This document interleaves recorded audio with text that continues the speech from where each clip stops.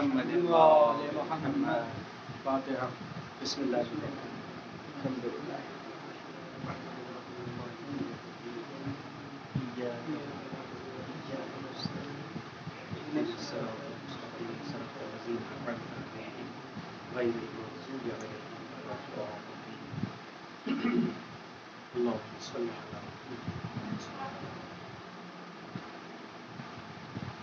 اعوذ باللہ من الشیطان اللعین الرجیم.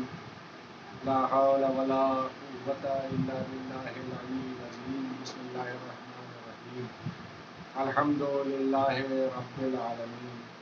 والصلاة والسلام علی اشرف الانبیاء والمرسلین المخاطب بطٰہٰ و یاسین وآلہ الطیبین الطاہرین المعصومین من یومنا ھذا الی یوم الدین.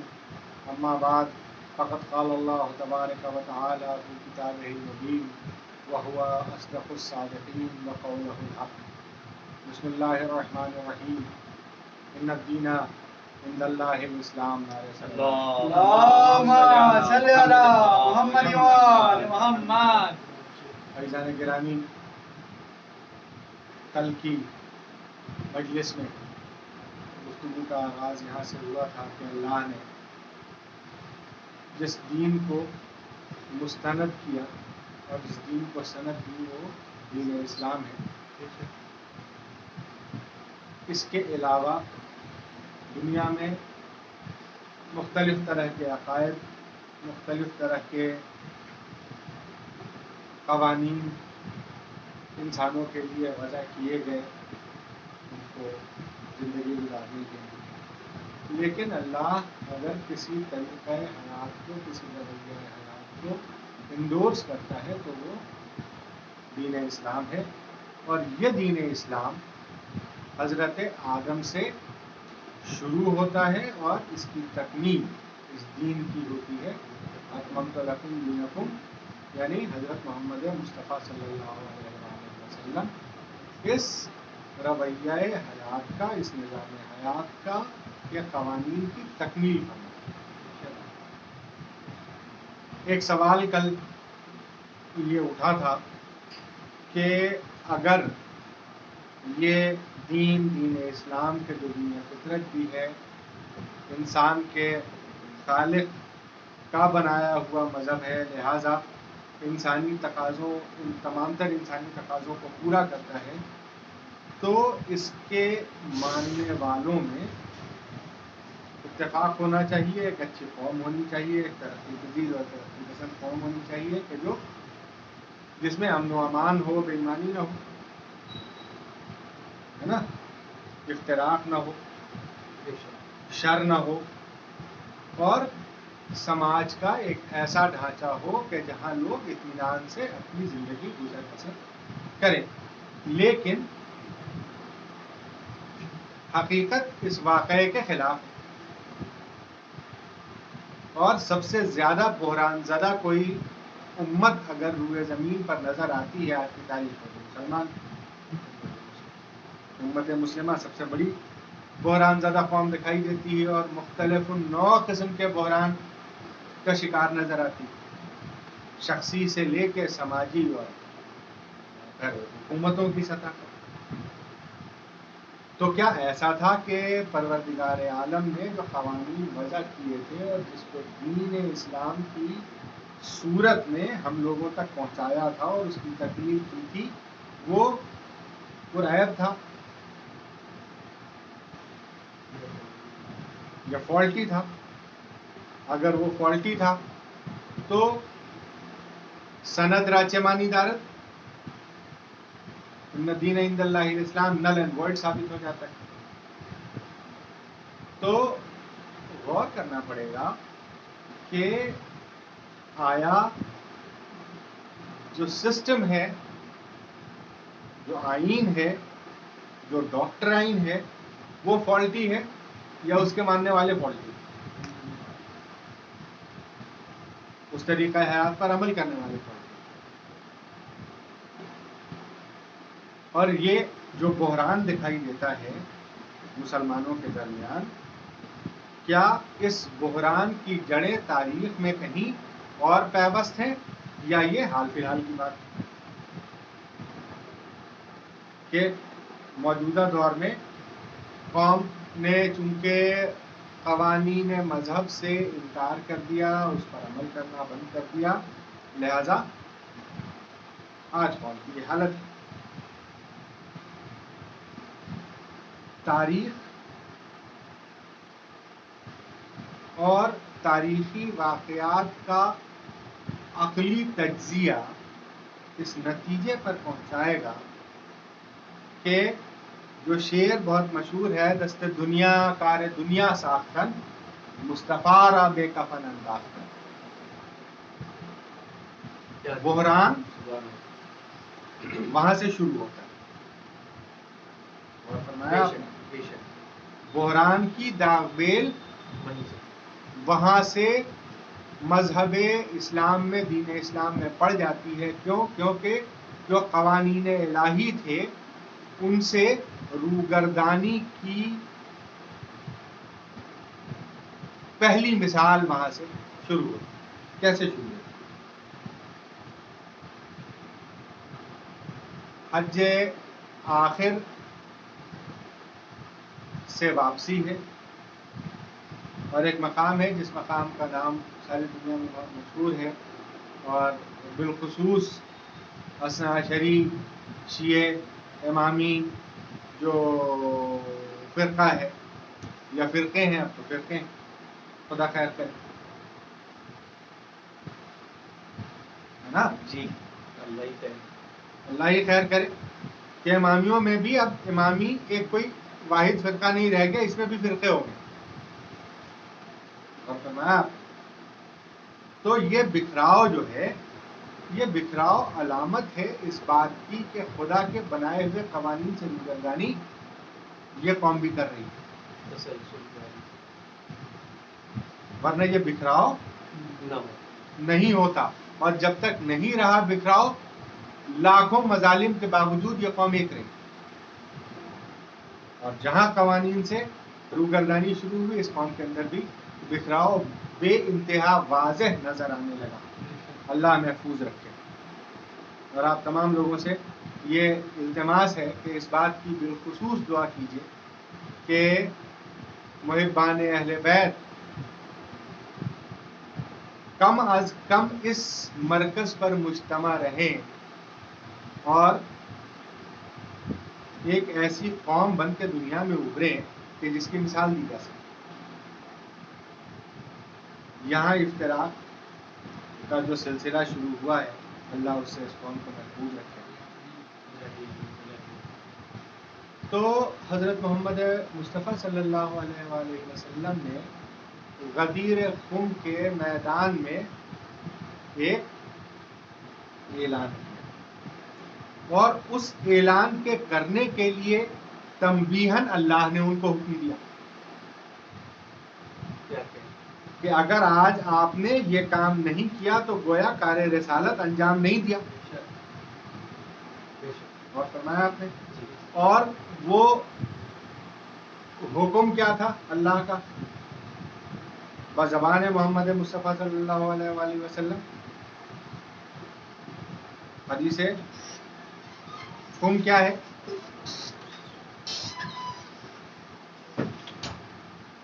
من کنت مولا ہو فہذا علی مولانا صلی اللہ علیہ وسلم۔ اللہم صلی علی محمد وآل محمد۔ جس کا میں کنتو پاسٹ ٹینس، جس کا میں مولا تھا، علی اس کے مولا ہیں۔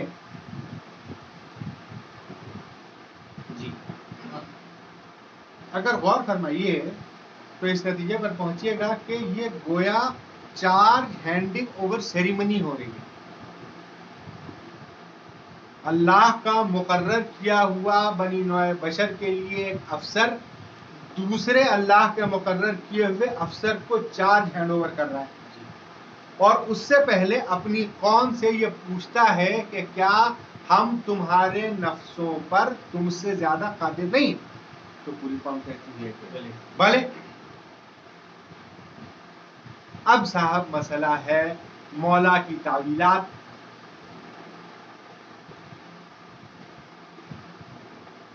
مولا کا مطلب تو غلام ہوتا ہے، مولا کا مطلب تو دوست ہوتا ہے، مولا کا مطلب تو بخشنے والا ہوتا ہے، مولا کا مطلب تو بخشائش حاصل کرنے والا ہوتا ہے. مختلف تعویلات. ایک سوال ہے، وہ محمد عربی کہ جس پر کلام مبین جیسی فصیح و بلیغ کتاب عربی زبان میں نازل ہوئی، اس کو 20 مفاہیم والا یہ لفظ مولا معلوم نہیں تھا.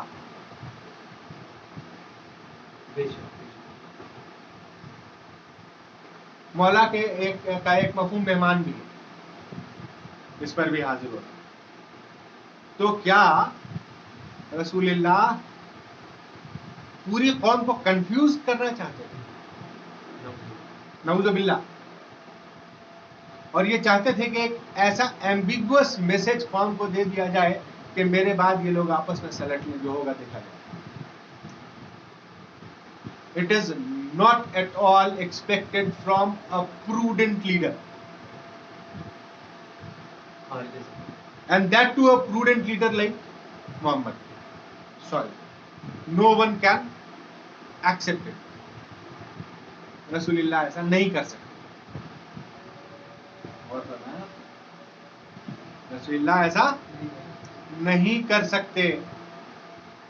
قوم کو غلط فہمی کا شکار چھوڑتے نہیں جا سکتے، جبکہ ان کو معلوم ہے کہ تھوڑے دنوں بعد میرا وصال ہونے والا. ادر وے راؤنڈ آئیے، اسی معاملے کا تجزیہ دوسری طرح سے کیجیے. کمال ہے بلاغت محمدی کا کہ ایک ایسا لفظ استعمال کیا کہ جو 20 مفاہیم کا رکھنے والا ہے. اب میں جس کا سردار تھا، علی اس کے سردار ہیں. میں جس کا غلام تھا، علی اس کے غلام ہیں. اور فرمایا آپ نے، مجھے جس نے مہمان کیا تھا، علی اس کے مہمان ہیں. نعرہ صلوات. اللہم صلی علی محمد و آل محمد. مجھے جس نے عطا کیا، علی کو اس نے عطا کیا. آپ کون ہوتے ہیں؟ مولا کے صرف ایک مفہوم کو لینے والے. یقیناً رسول اللہ صلی اللہ علیہ وآلہ وسلم نے یہ بلیغ لفظ اس لیے استعمال کیا کہ محمد جس کے جو ہوں سوائے نسبی رشتوں، جو آفیشیل ریلیشنز ہیں ان کی بات کی جا رہی ہے. محمد جس کے جو، علی اس کے وہ. اب آپ اگر محمد کو غلام مانتے ہیں اپنا، تو علی کو اپنا غلام مانیے. محمد کو اپنا دوست مانتے ہیں تو علی کو اپنا دوست مانیے.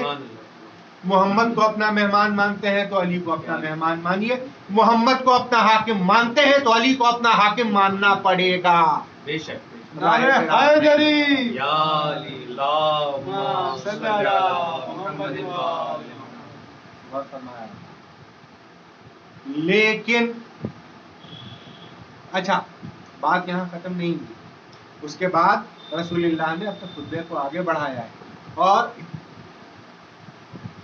یونی میننگ ورڈز استعمال کی. ایسا نہیں ہے کہ رسول اللہ کو ایسے الفاظ نہیں پتا تھے کہ جن کا صرف ایک مفہوم ہوتا ہے. پروردگار اس کو اپنا دوست رکھ جو علی کو دوست رکھتا ہے. پروردگار اس کی نصرت فرما جو علی کی نصرت کرے. پروردگار اس کو چھوڑ دے جس نے علی کو چھوڑ دیا. نعرہ صلوات. اللہم صلی علی محمد و آل محمد. اب सकीफा बनु साइदा में होने वाला जो मुआमला था, क्या उसमें शुरका हजरात अली को साथ लेके गए थे या लेके नहीं गए थे? अगर उन्होंने अली को छोड़ दिया था तो अल्लाह ने इनको छोड़ दिया है, और जो जो इन छोड़े हुओं को मानने वाले हैं अल्लाह ने उनको भी छोड़ रखा है। नारे सल्लल्लाहु मोहम्मद व आले मोहम्मद। ये फसाद बढ़ते बढ़ते बढ़ते बढ़ते सुलह से आगे की मंजिलों तक पहुंच गया, और वो वक्त आ गया कि जब जुल्म इमामत से बैत तलब हो गया। और फरमाया सुलह की बात नहीं की जा रही है, बैत मांगी जा रही है। जो कुछ हम कर रहे हैं सबको डू कर दीजिए, सबको एक्नॉलेज कर दीजिए। Sorry, not possible. हुसैन के लिए नहीं, तो हुसैन क्या करें? हुसैन ने एक छोटा सा काफिला कर दिया।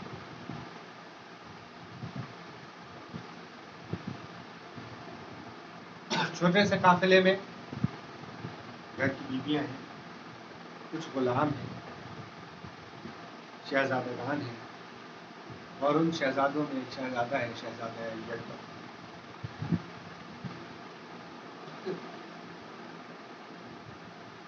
शहजादे अली अकबर की खासियतों में एक अहम तरीन खासियत यह है कि वो हम शक्ल रसूल हैं। अपने गुफ्तार में, अपनी रफ्तार में, अपने चेहरे में, अपने मोहरे में, अपने उठने के अंदाज में, अपने बैठने के अंदाज में। और मुतअद्दिद बार इमाम मज़लूम को यह कहते हुए सुना गया है कि जब नाना की ज़ियारत की ख्वाहिश होती है तो अली अकबर तुम्हारे चेहरे की ज़ियारत कर लेता।